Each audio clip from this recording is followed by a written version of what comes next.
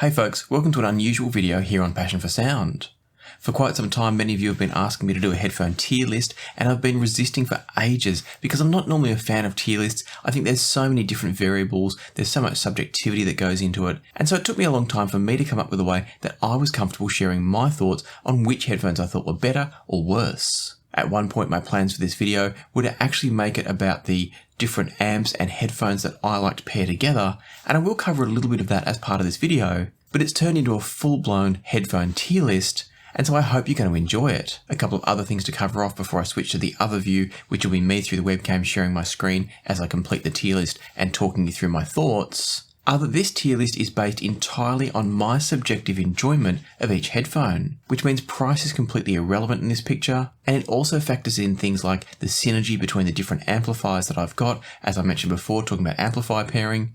And so where it's relevant, where a headphone really comes alive with a particular amplifier and a particular source chain, I'll definitely call that out so you can better understand why I've put a particular headphone at the tier that I have. In all cases, there are no modifications made to any headphones, there's no EQ applied, everything is a bit perfect stream to the DAC, out of the DAC, into the amp, and into the stock standard headphones. I do have a few headphones in here with switchable pads, so where I have changed up the pad away from the stock pads, I'll let you know that as well. It's also worth mentioning that none of this is about comparing one headphone to the other. The way I've done this is I've put on each headphone for an extended listening period and then decided at the end of that where I rank it in my tier. So in other words, if I went from the Meza Elite to the Headphone HE400 SE, I wasn't comparing those two side by side and deciding which one I preferred. I listened to each one in isolation and decided how much I liked it and where it sat in the tiers. And with all that said, I should tell you how my tier list works. Starting at the very bottom, I've got the Nope tier. The Nope tier means that they're not necessarily dreadful, but I'm very happy to take them off, and I'm very happy to never own them. The C tier for me means that they're serviceable, they're a decent headphone, but they're not particularly enjoyable. They're not specifically enjoyable, you might say.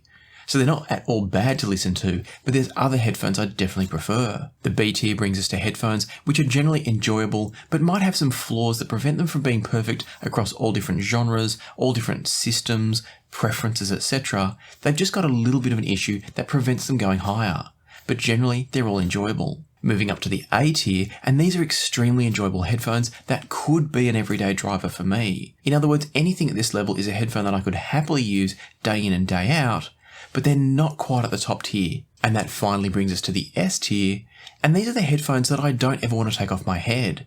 Once I put them on, I find myself thoroughly enjoying everything and anything I listen to through them, and it's a generally wonderful listening experience. Again, I can't stress enough, this is my take on it. It's going to be different to some of your takes on it, because so much of musical enjoyment is the preferences that we have, the genres that we tend to listen to. There's so many different variables, but hopefully it'll give you a good insight into what I like and why. I should mention that if you find yourself enjoying this video and you want me to do the same approach with IEMs, then please let me know down in the comments and I'll see what I can do. There's a lot of work that goes into this because I have to do extended listening to every headphone or earphone that goes into the list, but I'm happy to consider it and drop it in the schedule later in the year. With that in mind, I should also mention that this tier list covers every single wired headphone that I own in my collection, and therefore I do the same with IEMs if you want to see it. What that also means though is that I can't cover off headphones that I don't have here, because if I'm doing it based on memory, that's not entirely fair, and I don't have the chance to try them across all the different amps that I've got. So it is only headphones I've got here. I'm sorry if I miss a headphone that you really wanted to see on this list. If you let me know down below which headphone you're asking about, I can probably put it into one of those tiers, but it won't be as accurate as the testing I've done with each headphone on the wall behind me. Now finally, and I know this is a long intro, but I think it's quite important, the final things you need to know are some of the source chains that I tried these headphones across. In terms of DACs, I used both the Hugo TT2 and the Schiit Yggdrasil OG. And then in terms of amps, I was using the Elekit TU8200R, which I've got a fairly lush but very detailed setup on, running a pair of NOS GEC KT66s and also a pair of NOS Philips Jan 12AU7s. While we're talking tube amps, I've also got the Schiit Folkvanger here, and I do have a review of that one coming, so make sure you subscribe if you want to know more about that beast. And then the other tube amp I've got is the Bottlehead Mainline. So I've got 3 different tube amps that I've tried some of these headphones with, as well as some solid state in the form of the internal amp in the Hugo TT2, and also the Burson Soloist GT and the Sparco Labs Aries. So I'll call it out when one of the headphones comes alive, particularly with one of these amps, But if I don't say anything specific, it means that the headphone doesn't really change enough across any of the particular amps to take it to a different tier. That'll become clearer as I get into the list. And so with all that in mind, let's jump over to the other view and start on the tier list. Alright, so I'm going to run through this in a couple of rounds because it's going to make it easier for us to kind of fly through the really obvious ones and save a bit of spice and a bit of interest for the end. And the first thing I'm going to get out of the way is my one and only Nope headphone for this list. I don't keep Nope headphones around generally, and so the one and only one that I've got handy is the One Audio Monitor 60. It's a cheap, basic, closed-back headphone, and it just really doesn't sound good, so that's going to go there. It's not dreadful, but it's not a headphone that I'm keen to listen to regularly. From there, let's talk about a few of the obvious inclusions in the C tier. And the first one I'm going to put there is the Audio-Technica ATH M50X. It's a decent solid headphone, but it's not a great sounding headphone overall, and therefore sits in C tier. With a few tweaks to its frequency response, I could actually see it just bumping up into the B tier, but it's just a bit plasticky in the high end for me, and that's what's keeping it down in C. Another one for me that goes in the C tier, and actually this came pretty close to a Nope at times, and that is the Sendy Apollo. This is quite an expensive headphone to be sitting in the C tier, but for me it's just too unbalanced and a bit too muffled and thick. If you just put it on and listen only to the Sendy Apollo, it can be quite a lush, relaxing experience, but I just find it generally a little bit too flawed to get the nod at a higher level. Another one that sits alongside that, and again it's because of an unbalanced tuning, is the Blon B60. This one again is just a bit too focused in the treble, and it works really nicely sometimes, but not in others, so that's going to sit there. And then finally, we've also got the One Audio Monitor 80, open back kind of cousin if you like to the Monitor 60, and that also sits in the C tier. It's not a bad headphone. For the price, it's doing really well, but it's got its own flaws. It's got a little bit of harshness in the top end, and a few other little factors that keep it in C tier. So there's some of the obvious C tiers. Let's now jump to some of the obvious B tiers before we come back to a couple of what might be surprises for you in the C tier. The first headphone I'm going to put in the B tier now is the Olo S4X, which is what I happen to be wearing on my head right now. These are a brilliant headphone if you're doing any sort of mixing, mastering and editing, but they lack a bit of soundstage, and that's why I'm putting them in the B tier, which if you remember from my introduction means that they're a good solid headphone, but there are factors that just prevent them from being really, really enjoyable, and for me with the Olos, it's the soundstage presentation. But I use them constantly all the time for editing, mixing, mastering, all that sort of stuff. My next headphone in the B tier might surprise you if you watched my Elden Ring headphone video, and that's the Apos Caspian. This is a headphone that I absolutely love on many levels, but it's just too coloured for me to actually put it in the S tier and the A tier. It's a headphone that I would very specifically listen to at certain times for the certain experience that it gives you, but not across the board. So I really like it, and there's a number of B tier headphones here that I do really like, but they just have reasons that they're not across the board choices, and so much as being a more focused, specific sound. On that note, I'm going to put two other headphones on B tier that I do really like, but they're in the same vein where they've got a very specific sound that sometimes works and sometimes doesn't.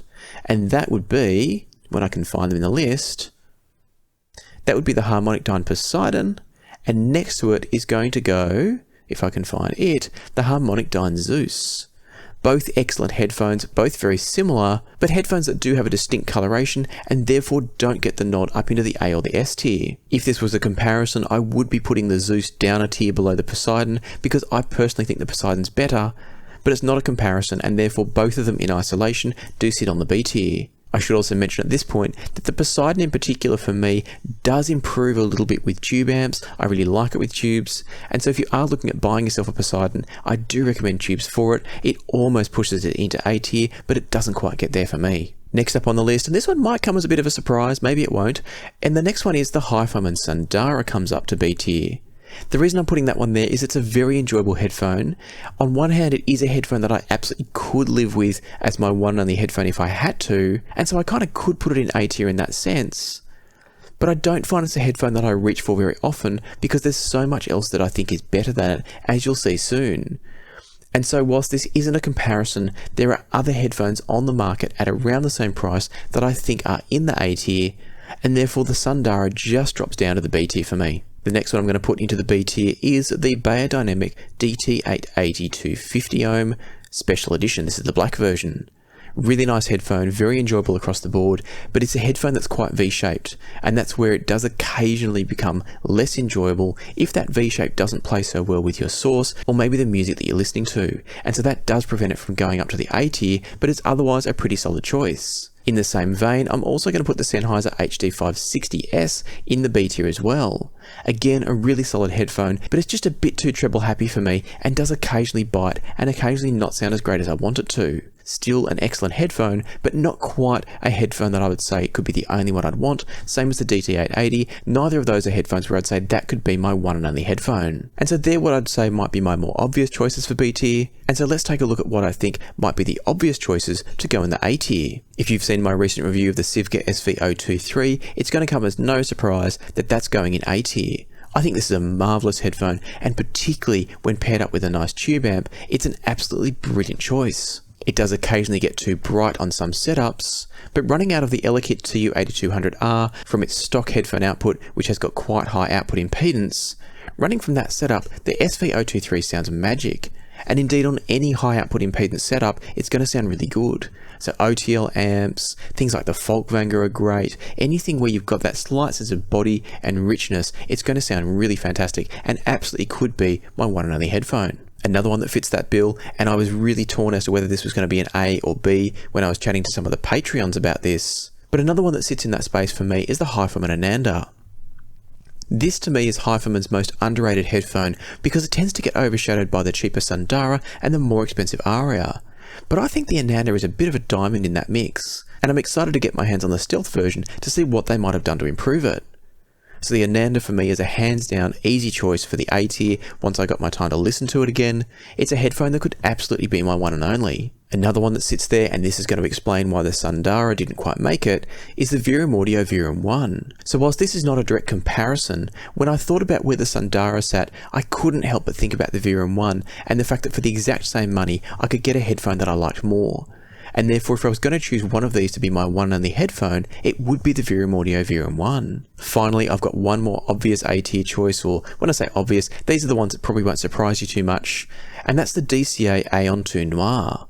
For me, I love it with the Vivo cable and also the white damping pads. And it's a headphone that could very easily be my one and only, but at the same time it doesn't quite push in to the absolute top tier of being S tier. It's just a really solid, very enjoyable headphone across everything you like to listen to. And so let's now share a couple of S tiers with you, one of which will come as no surprise if you've watched the channel at all before, and that's the Meza Elite. I love this headphone, it's my daily driver, and there's really no other headphone that I'd want to own if I had to have just one choice. The other one that I'm going to sit right there next to it is the Headphone RS Stealth Magnet Edition. And again, remember that this does not mean they're as good as each other. It means that I enjoy them equally.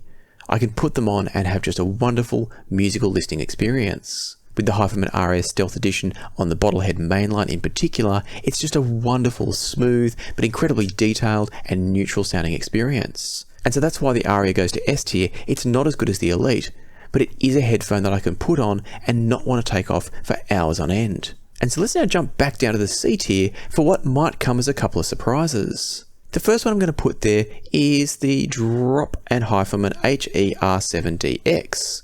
Now, if you've watched my review of that one, I think the R7DX is an absolutely brilliant headphone. But what you're going to see with this one, and I might as well bring up now as well, the Headphone HE400 SE, both of these are headphones that I would absolutely recommend to someone looking for a budget entry into this hobby. But there is a trade-off because they are a cheaper headphone, and the reason they're sitting in C tier is that both of them lack a bit of bass, they lack a bit of body in the sound, and it prevents them from getting up into the B tier for me. They're headphones that I'm happy to listen to, but I'm also happy to take them off and move to something else. So it's a little bit of a tough call putting them in the C tier instead of the B tier. It's not a knock on them, so much as to say that I don't think they're the most enjoyable across the board, and therefore I can't put them higher than C tier. And that's purely, again, on my subjective enjoyment of them.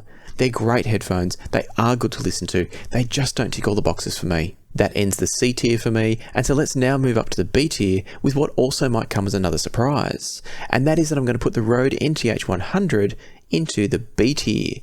This is another one where if you've watched my review, I really like the Rode NTH100, but it's not a perfect headphone. It doesn't quite reach the A-level tiers because it hasn't got the most separation of sounds. It is a little bit closed in sounding as a closed back, and so it's going to sit in the B tier. If you did see my R7DX review, you might be wondering why the R7DX sat here and the NTH100 got up a level, and that's purely because I think the NTH100 is more comfortable, it's better built and nicer to interact with, and all of that does add to enjoyment.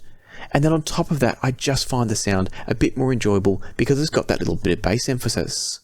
Technically, you could say that the R70X has more detail and texture and a bit more resolution, but if I had to choose one of them to listen to, I'd be reaching for the Rode NTH100. In a similar vein to that, I'm also going to bring up the Drop HD6XX, another brilliant headphone and a headphone that I would regularly recommend to people, but a headphone that isn't perfect either. It's got a fair bit of bass roll-off, the treble does come across a little bit rolled off as well, and therefore a bit smooth.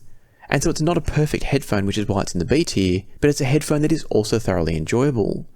I wouldn't quite say I could happily have it as my one and only headphone these days, but it's certainly very solid, particularly on a really nice tube amp. The next two I'm going to put in the B tier and the final two I'm going to put in the B tier are siblings from the same brand, and that's the Beyerdynamic DT700 Pro X and the DT900 Pro X. Both excellent headphones, and they're almost both up to the standard of being in A tier for me, but they don't quite get there purely because I don't think they're a headphone that I love so much as that I like and I'm happy to listen to. And so it's a really close call for me, particularly with the 900, the open back version. That could have slipped up into the A tier, but it's not necessarily a headphone that I'd say it could be my one and only so much as a headphone that I really, really like. And so just to remind you, what we're talking about here is the S tier are the absolutely, don't take it off my head, I want to keep listening forever headphones. The A tier are the headphones where I could honestly say that if that was the only headphone I was allowed to keep from my entire collection, I'd be completely happy. And then the B tier is where it's a case of it's a really, really good headphone, but it wouldn't absolutely satisfy my taste for an upgrade or something better or be perfect across all genres. That's really where the B tier sits. And the C tier is where it's a decent headphone, but it does have a few flaws. And so we've covered off all of the C tier, all of the B tier, and so let me now go through the S and A tiers based on the order that we have down here below. And where I'm going to start is at the left-hand end with the ZMF Atrium, and if you've watched any of my reviews of the ZMF headphones recently, you'll know where that's going, and that's going straight to the S tier, and particularly with the shit Folkvanger. The ZMF Atrium, and this is using the perforated Titan mesh, which is the stock that it now comes with, but a lot of the early units were coming out with a solid mesh. So this is with the perforated mesh installed, and if you don't know what that's about, there's some information on the ZMF headphones YouTube channel that explains the Titan mesh. But to be clear, this is looking at the ZMF Atrium with the Titan mesh with the perforations in it. I'm also using the Auto hybrid pads, and driving it off the high output impedance mode or the high gain mode from the shit Folkvanger.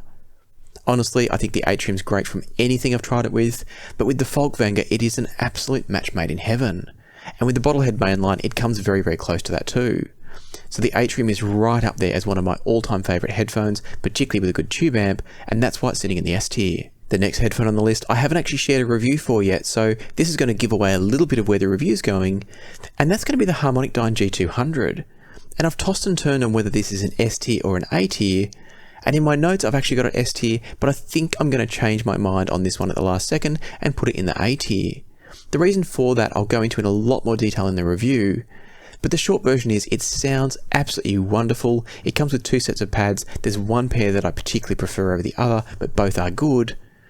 The thing that's preventing it from getting into the S tier for me is a comfort factor. So do make sure if you're at all interested in that one to watch the review. I don't want to give away too much now so that I can explain it properly and not do a disservice to the headphone or to anyone thinking of buying it by going through it in too little detail here.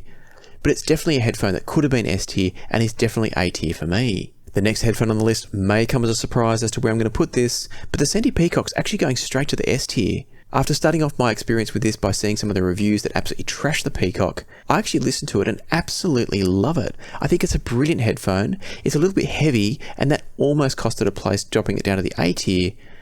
But as I thought more about it, I never got uncomfortable, and it's a headphone that I'm gladly putting in the S tier because I absolutely adore listening to it constantly. I could listen to it as my one and only headphone, and every time I put it on, it's a thoroughly enjoyable listening experience. So that's a clear and comfortable S tier for me. The next headphone on the list here, the Heidtmann Sasfara, might surprise you where it's going because it's going to the A tier.